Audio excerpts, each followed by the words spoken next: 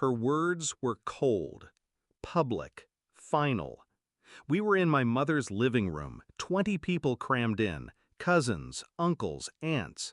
My sister stood like a judge delivering a sentence. Then she handed me a small cardboard box.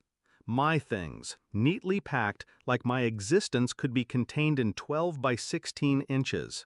I didn't move, didn't argue.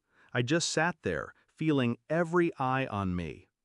2 days later, an urgent email hit my inbox from her lawyer.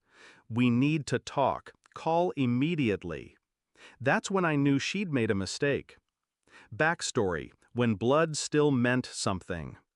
We weren't always enemies. When my parents split, I was the one who took her in, paid her tuition, bought her first car. I wanted her to have what I never did, a real shot. Even when she moved back into the family house, I kept covering part of the mortgage. She told me it was temporary. She told me she'd pay me back. She never did. Over the years, the gratitude turned into entitlement. If I didn't say yes, I was selfish. If I asked for my share, I was greedy. The first crack. It started small. My name removed from group messages about the house. Meetings scheduled without me. Then one day, the locks changed. My key didn't work. She said it was for security. I ignored the signs because I didn't want to believe my own sister was capable of cutting me out completely. But at that family meeting, watching her hold that box, I understood. She'd been planning this for months. The discovery.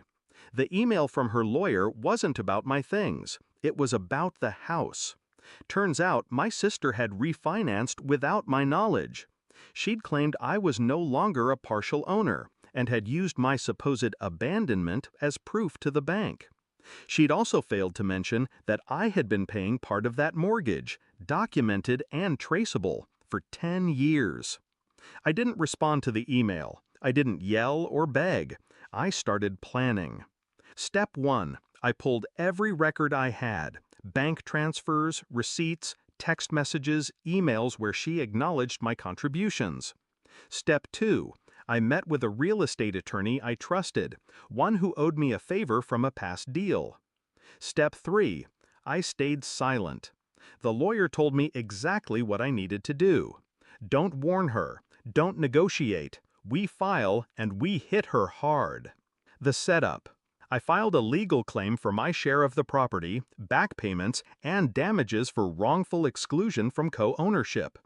At the same time, I contacted the mortgage lender directly, providing proof of my financial stake. That froze her ability to sell or refinance further. Then came the quiet moves. I reached out to the local zoning board about an unpermitted renovation she'd done 2 years ago.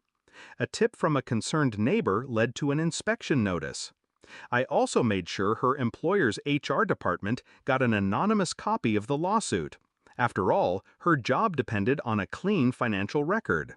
The confrontation. The day she found out, she called me. Her voice shook, not with guilt, but with fury. "You went behind my back." I almost laughed.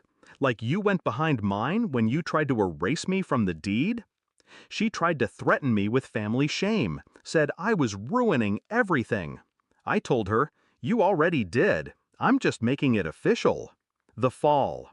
The lawsuit moved fast. My attorney was ruthless. She was ordered to produce financial records. When she couldn't justify the sudden influx of cash from the refinance, the judge's tone shifted. In court, every lie she'd told the family unraveled. The payments I'd made were there in black and white.